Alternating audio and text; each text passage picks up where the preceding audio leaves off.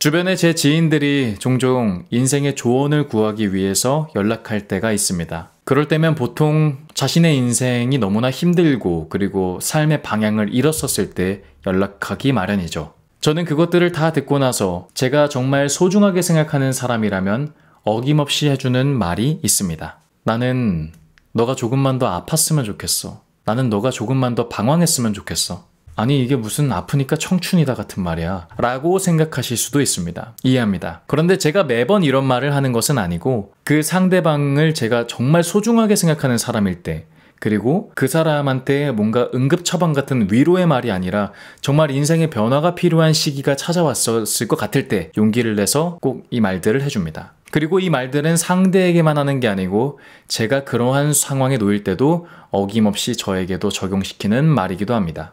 저는 어렸었을 때부터 지금 제가 하고 있는 일을 꿈꿔왔었습니다. 말을 하는 직업들을 하고 싶어 했었는데 당시에 그런 상황들이 여의치가 않아서 정말 열심히 혼자서 독학을 해나가면서 꿈을 꾸면서 노력을 해왔습니다. 그런 갸륵했던 마음을 하늘이 알아준 것인지 모르겠지만 제가 꿈꿔왔었던 일들이 조금씩 현실이 되기 시작했고 훨씬 더 빠른 시기에 너무나 많은 성과들이 찾아왔습니다. 그런데 이상하게 제가 꿈꿔왔던 그 일들이 현실이 되기 시작하니까 흔들리기 시작했습니다. 정말 사랑하고 선망했었던 일인데 이 순간이 찾아오면 너무 행복할 줄 알았는데 안 행복한 거예요.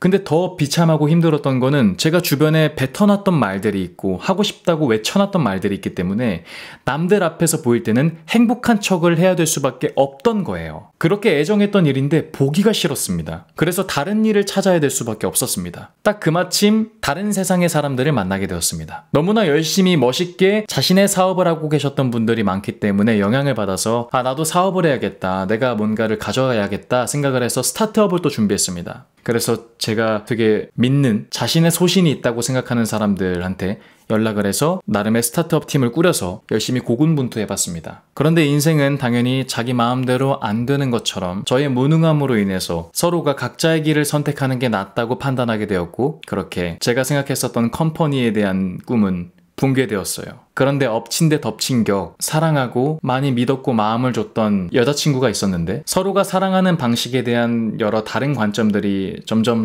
심화되어서 결국 그 사람도 제 곁에 떠나지게 되었습니다. 정말 모든 걸 잃었던 순간이었던 것 같습니다. 그동안 해왔었던 일이 있었는데 사랑해오면서 그동안 엄청 노력해왔던 그 일도 버렸고 나 멋있는 회사 만들어서 사람들과 함께 즐겁게 일할 거야 라고 외쳤지만 못 지켜냈고 평생을 함께 하고 싶었는데 정말 진심으로 사랑했는데 그 사람도 내 곁을 떠나가고 그때 살면서 처음으로 인생은 행복하다던데 이렇게 고통을 받아가면서 살아야 될까? 살지 않는 게 사는 것보다 덜 힘들 것 같다는 생각이 드니까 내가 왜 살아야 되지? 이런 생각을 하게 됐던 것 같아요. 그래서 그때 한 6개월 동안 아무 일도 못했습니다. 거의 집에만 박혀서 사람들도 안 만나고 그냥 그렇게 피폐하게 살았던 것 같아요. 그때 선택하게 됐었던 저의 행동 거처가 공부를 하고 싶었습니다. 세상에 대해서 너무 모르겠는 거예요. 도대체 난 왜 이렇게 힘들지? 난 어떻게 살아가야 되는 거지? 이런 고민들을 심도 있게 하게 되었고 그때 제 인생에서 정말 깊게 공부를 하게 되었던 시기였었던 것 같습니다. 과거 고대에 있었던 철학서적부터 예전부터 이해되지 않았었던 교양과학들 그리고 사회과학들 그리고 세상을 뒤흔들었었던 고전문학들 마치 혼자 골방에 박혀서 그렇게 해답을 찾아 나가려고 읽어나갔습니다. 2, 3년 정도 된 것 같아요. 계속 아파하고 계속 길을 헤맸습니다. 그런데 그렇게 2, 3년을 헤매고 나서 제가 읽고 있던 책을 덮게 된 순간 그때 이런 생각이 들더군요. 나 진짜 이제 하고 싶은 거 좀 다시 해보고 싶다.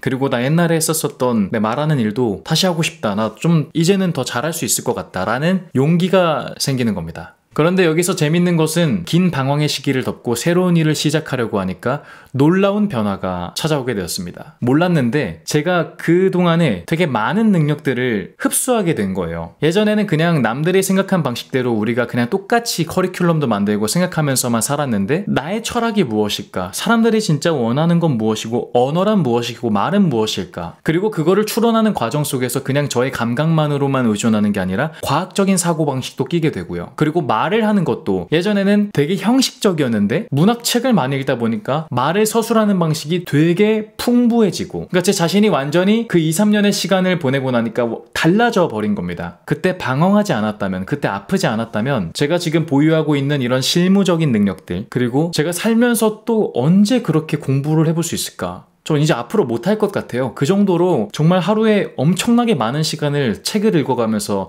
세상을 깨우치기 위해서 막 여러 곳을 돌아다녔던 그런 순간은 앞으로 찾아오기 쉽지 않을 것 같아요. 물론 또 모르지만요. 이거는 방황 속에서 얻은 산물인 거죠. 어떠한 출발점과 도착지가 있을 때 그거를 일직선상으로 가장 빠르게 가는 사람도 있을 겁니다. 너무나 삥삥삥삥 막 이곳저곳을 방황해가면서 돌아다니는, 그러다가 아주 긴 시간에 걸쳐서 도착하는 사람도 있을 겁니다. 어떤 삶이 더 훌륭한 삶이냐라고 물어본다면 감히 대답할 순 없지만 적어도 후자인 이 방황했던 삶은 이 네모난 우리가 갇혀있던 지도 속 안에서 수많은 시공간을 움직이면서 이곳들을 많이 음미해보고 이해하는 사람이 됐을 것 같긴 합니다. 예를 들어 앞으로 가다가 오른쪽으로 가면 어떤 시장이 있고, 거기서 좀만 더 앞으로 나가면은 아이들이 뛰어노는 놀이터가 있고, 반대편 길목으로 건너면은 치열하게 업무 속에서 살아가는 빌딩 타워도 있고, 그렇게 더 앞으로 가다 보면은 잠시 휴식을 할 수 있는 뭐 호수공원도 있고, 그렇게 가다가 도착지에 가게 되는, 이런 것들을 그냥 눈 감고도 헤아리면서 다 움직이면서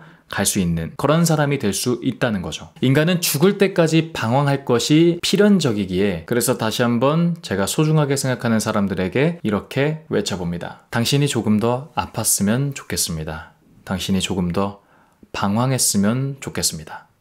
영상 의미있게 보신 분들이 있다면 구독과 좋아요, 알람 설정 부탁드리겠습니다. 그러면 남은 하루도 더 나은 하루 보내시기를 바라겠고요. 지금까지 더 나은 하루의 윤이었습니다. 감사합니다.